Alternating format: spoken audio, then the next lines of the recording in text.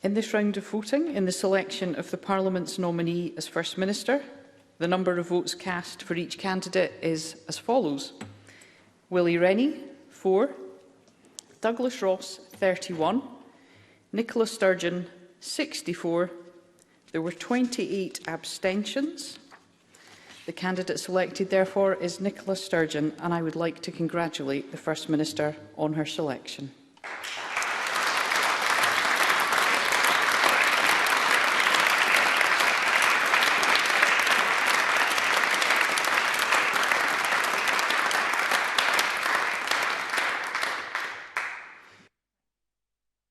I will now call on each of the party leaders to respond, and I call Douglas Ross.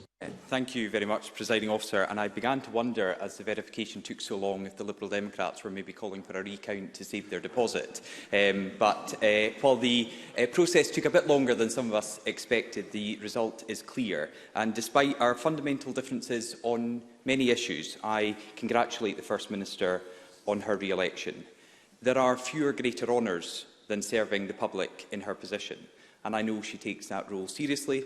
And while my party will challenge her actions as First Minister and those of her government, I will not question that she is sincerely committed to the job that she has done over the last 7 years and she is now committed to over the next 5. Because for those previous 7 years, she has led a government that has now been in office for a total of 14 years, and she has been given an opportunity to serve for a further 5. Regardless of party political affiliation, that is a significant achievement. However, while the length of her party's period in office is in itself an achievement, their record, I believe Nicola Sturgeon would agree, must also be held to account. We cannot ignore what has happened over the last 14 years of the SNP government here in Scotland. Our education system falling down international league tables. Drug deaths have more than doubled since 2014 to record highs. Our economy stagnated before the rest of the UK for a decade. Ferries delayed or over budget. Violent crime rising. Teacher numbers slashed. The patient treatment time guarantee broken 330,000 times. The list could go on. But we have to take Scotland forward. We cannot spend the next 5 years mired in the same stale debates and disagreement that consumed and held back the last Parliament. This time, we need a Parliament of action, a Parliament of delivery, a Parliament of purpose, a Parliament that unites this country and leads it in a national mission to get us all through this. If that is the task that the SNP government applies itself to 100%, then it will find support from these benches. But if they deviate from that task, if they put political priorities ahead of Scotland's interests, if they waste time in this chamber on old arguments instead of constructive delivery, then we will fight them every step of the way. The Scottish people have elected this Scottish Parliament, every single member, on a promise of delivering Scotland's recovery. The task of steering our country through the rest of the coronavirus pandemic, supporting individuals, families and communities the length and breadth of Scotland, and on rebuilding our country so that Scotland's economy is stronger and its public services better than ever before. That was the promise we all made to the people of Scotland in the election, and the task we now face. Presiding Officer, let's get on with it.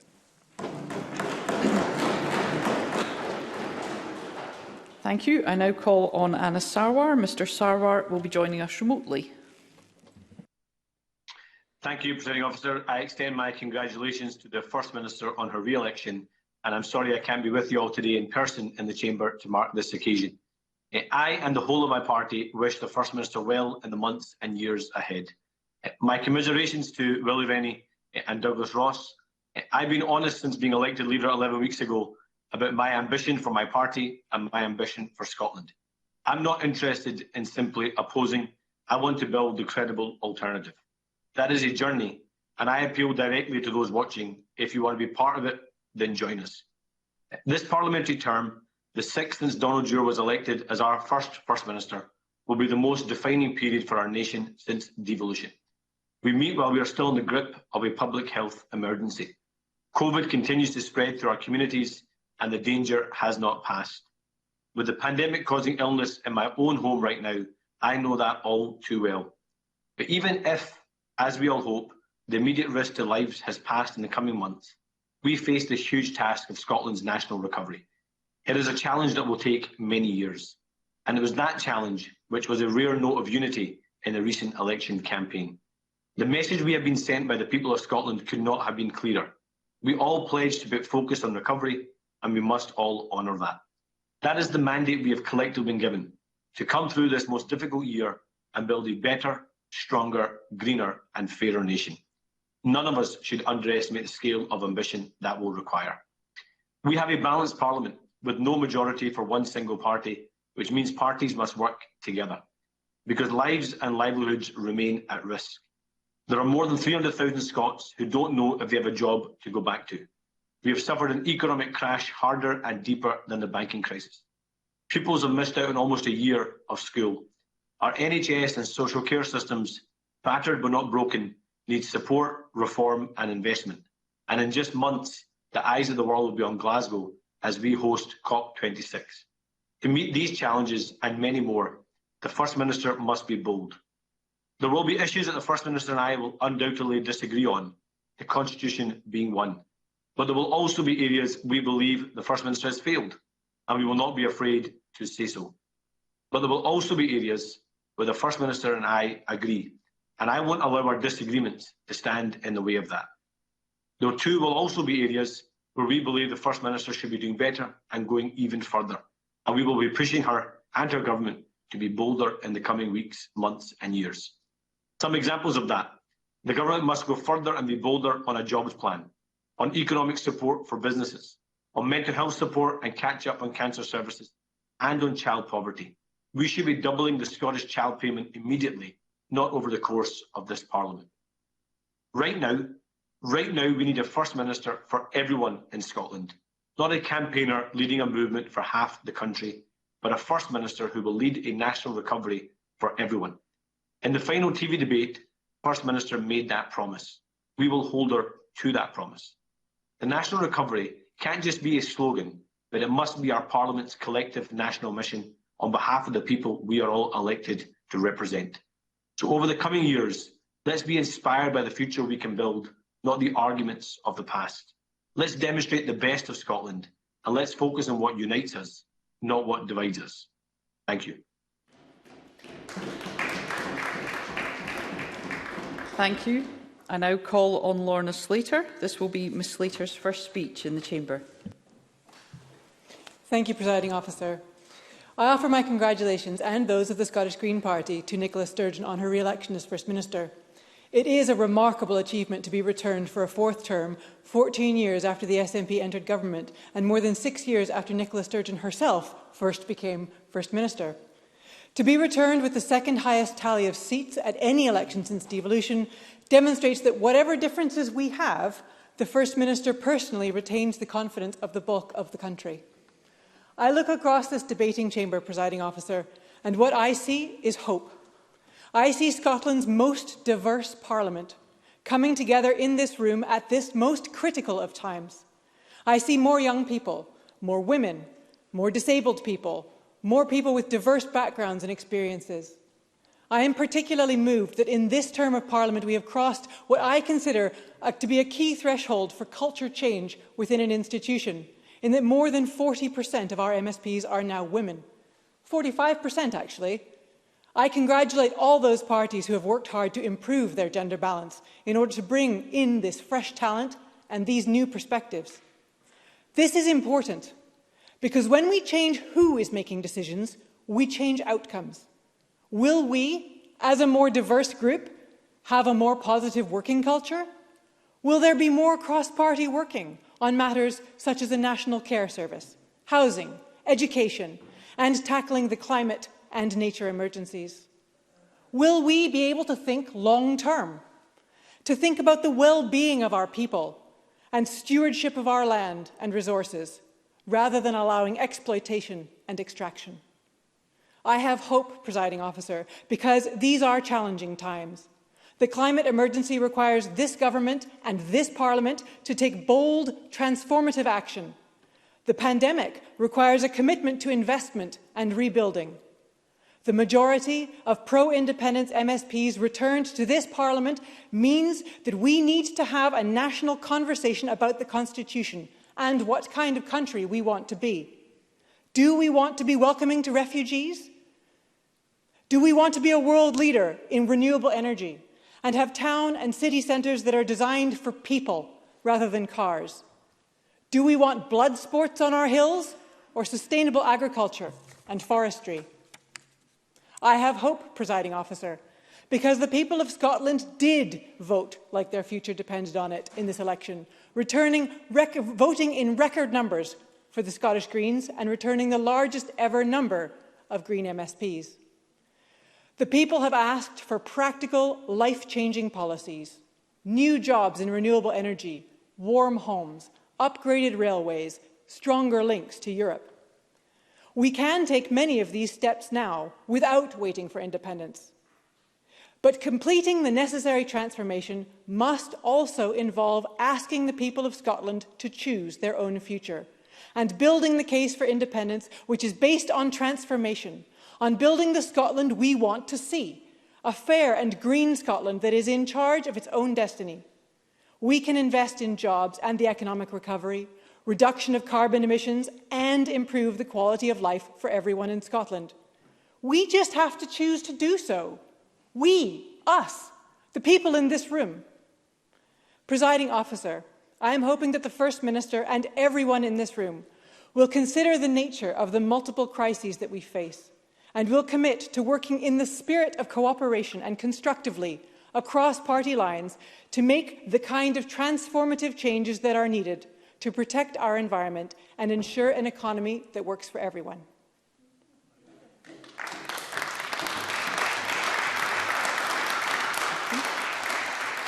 I now call on Willie Rennie. I want to congratulate Nicola Sturgeon on her success today. I'm sure there will be many sharp exchanges in this chamber over the next 5 years. But let me offer a few words of respect. It has been an extraordinary time with extraordinary pressures, both COVID and political. I have admired Nicola Sturgeon's personal leadership through this pandemic, making life and death decisions every single day. I was impressed by the clarity of the communications, and I agreed with the caution too. Just because we have political differences in this chamber should not prevent us all from respecting each other. And we should appreciate the personal sacrifice that comes with public service and public office. Of course, that personal sacrifice pales in comparison with the many struggles that our constituents face every day. But it is sacrifice nonetheless. So I want to thank Nicola Sturgeon for that service and offer my support as well. We worked together through the pandemic to get through this deadly challenge. This Parliament needs more of that focus and partnership for the next 5 years. So I do appeal to the First Minister as she starts to shape the nominations for her Cabinet, not to appoint a Minister for the Constitution. I want her to reflect that the election was about putting recovery first. There should be no place in this new government for a Minister for the referendum. We cannot afford for talented civil servants to be focused on a new independence white paper when we need the best to be focused on the recovery. Instead, I hope the First Minister appoints a Minister for Recovery. It would be a senior appointment to focus the government's energy. The Recovery First Secretary would use the civil service expertise to plan a recovery that balances the needs of the health service, education, business and many other areas of our life. That appointment would be a powerful signal of the priority for this Parliament. I hope the First Minister will take on this point. But in conclusion, I wish the First Minister well in her term of office and commit to working together to improve the lives of the people that we all represent. Thank you. I now call on Nicola Sturgeon. Presiding Officer, let me thank you and other party leaders for your kind words today. And let me also say that all of the words of advice are genuinely received in a spirit of good faith. Most of all, I thank my fellow MSPs for selecting me as Parliament's nominee to be First Minister of Scotland. There is simply no greater privilege than to be elected as the First Minister of our country. I pledge that I will fulfil the duties placed on me to the very best of my ability. I will do all I can with all of the powers vested in the office of First Minister to make our country the best possible place to live, work and grow up in. Now, today is the third occasion on which I have been nominated by this Parliament to be First Minister. On the previous two, my family have been present in the public gallery. Circumstances mean that isn't possible today, though even if it had been, the loss of my father-in-law 18 months ago would have made it feel very different. I miss my family today, a feeling so many of us have had to bear over this past painful year. But I know they are watching, so I hope I can be indulged for just a moment as I speak to them. Being a close family member of the First Minister, a role that, unlike me, you don't get any choice over, is not always easy, and that is probably an understatement. But your love and support sustains me, and never more so than through the various stresses and strains of the past year. I can't ever thank you enough, though I could probably try harder and more often, but please know how much I do love all of you. Presiding Officer, I spoke earlier of the privilege of being First Minister, and it is indeed a privilege. But in truth, it is the heavy sense of responsibility and duty, much more than the privilege, that any incumbent of this office will feel most acutely every single day. For me, First Minister now for more than 6 years, that has never been more true than it has been over these past 14 months or so. Our country is living through the most challenging and traumatic period that most of us have ever known. Lives have been lost, families have been bereaved and separated, businesses and jobs have been lost. Many who have had COVID are still suffering long-term health problems. I have done my best to steer us through, and I have learned the hard way that in a situation like this, there are very few good outcomes, just more or less harmful ones. Decisions necessary to save lives and protect health, our most important duty, will cost jobs and businesses and affect our well-being in so many other ways, and indeed vice versa. I will continue to work every single day to make the best decisions possible, and I resolve never to shy away from the tough calls. As a result of our collective sacrifice and the power of vaccination, we have made progress. But in the past few days, we have also been reminded that COVID is not done with us yet. The virus still poses real dangers that we must take seriously. Tough decisions still lie ahead. And so I do want to reiterate today the pledge I made during the election campaign. For as long as is necessary, every ounce of my energy and focus will be on navigating us through this pandemic and keeping our country as safe as possible. Of course, part of that responsibility involves laying the foundations now for the recovery we all want to build. During the campaign, the SNP published a plan for the first 100 days of a new government. That plan is now Scottish Government policy, and the Cabinet Secretaries and Ministers appointed over the next couple of days will be charged with delivering it at pace.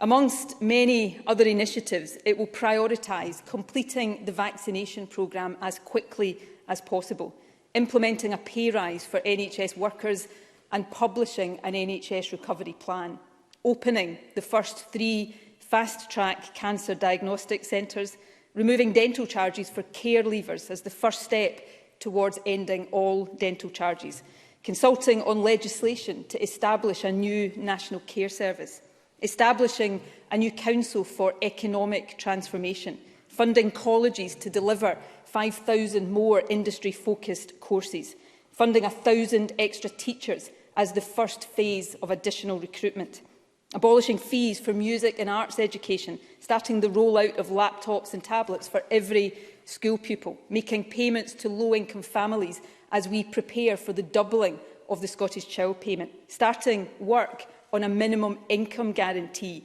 and taking the next steps on our journey to net zero, as we, of course, prepare to welcome the world to COP26 later this year. Presiding Officer, there is much to be getting on with, and this will be a government of action. Many of the policy initiatives I have mentioned will, I hope, attract cross-party agreement, a point I will return to shortly. However, let me address briefly the issue of an independence referendum, which I know we do not all agree on. By any measure of parliamentary democracy, there is a clear mandate for a referendum within this term of Parliament. It is important in the interests of democracy for that to be acknowledged and respected. But it is also important that I exercise that mandate with responsibility, humility, and only when the crisis of COVID has passed, and I give that commitment today. I believe that being independent will give Scotland now and in the future the best chance of making the most of our vast talents and resources. There are so many ways in which that matters. We were reminded of just one of them last week. Our economic prospects depend on us attracting more people to live and work here in Scotland. And yet on Thursday, in Kenmure Street in my constituency, immigration officials tried to forcibly remove 2 individuals against the wishes of their community. With independence, the decisions that shape our future will lie with us. But I have always believed that how we achieve independence is as important as the outcome itself. It will determine the strength of the foundation on which we build.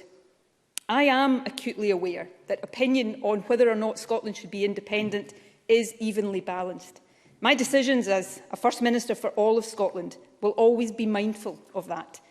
But that should apply to all of us. The views of those who do not support independence must not be ignored. You mustn't feel as if you are being bludgeoned towards an outcome you have not been persuaded of. But by the same token, the views of those who do support independence can't be ignored either. We can't simply be told that there is no democratic route to seeking the future we want for our country. And that takes us to a fundamental point. Unity of purpose for any country is an important condition of success. But unity is not achieved by pretending that genuine differences of opinion don't exist, or that one side of a debate has no right to be heard. Unity is best achieved through open, informed and respectful discussion, and crucially, by agreeing that the only legitimate way ultimately to resolve difference is through democratic means. Passions will always run high on the issue of independence, and for good reason. But if on both sides of this great national debate we can strive for mutual understanding, empathy, and if we show a willingness sometimes to listen more than to talk and respect the power of democracy, I believe we can and will find the right path, and we will do so together and at the right time. So I know I will not always succeed, but I promise that I will do my best to lead in that spirit. Presiding Officer, building unity is partly about how we resolve issues of difference, but it is also about reaching beyond difference. There is so much that this Parliament can and should work together on. I was struck during the campaign by the extent of common ground between our different manifestos. Even the Institute for Fiscal Studies struggled to distinguish between us in their scepticism about the financing of it all. So we should work together now, perhaps, to prove them wrong. Seriously, though, I have been heartened by my discussions across party lines since the election, and I hope they will develop positively. So whatever else happens over the next 5 years, let us come together to build a legacy out of this pandemic for the generations that come after us. Opportunities for every young person, a national care service to match the vision and ambition of our National Health Service, policies that will lift children and families out of poverty and give everyone the basic security they need to fulfil their potential. An action that won't just end our contribution to climate change, but also harness the massive economic opportunities of doing so, and give us the moral authority to exhort the rest of the world to do likewise. Presiding Officer, the sixth session of our Parliament is convening in the toughest of times, but we do have reasons to be optimistic. We have been elected on a bigger voter turnout and by a wider franchise than ever before. We look more like the Scotland we represent than our predecessors did. Younger, well, maybe not all of us, and more diverse, more women, more members of minority ethnic communities, the first women of colour, the first permanent wheelchair user. Let us take heart from all of that and resolve not just individually but also collectively to live up to the expectations Scotland has vested in us. Out of these tough times, there is a duty to be bold and fearless. When I accepted Parliament's nomination as First Minister in 2016, I quoted our first Macker, Edwin Morgan, whose words remind us of our mandate to be bold. Today I will end with the words of someone else from whom I take inspiration, the late Eleanor Roosevelt.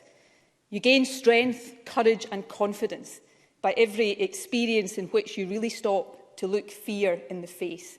You must do the things you think you cannot do. I hope that advice will guide this Parliament. It is certainly how I will seek to govern.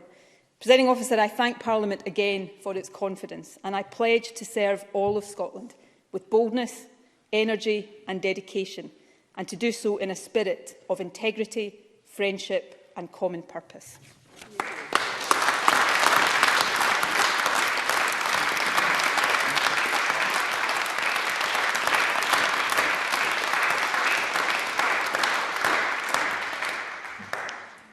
Thank you. That concludes the selection of the First Minister, and it's now time to move on to the next item of business.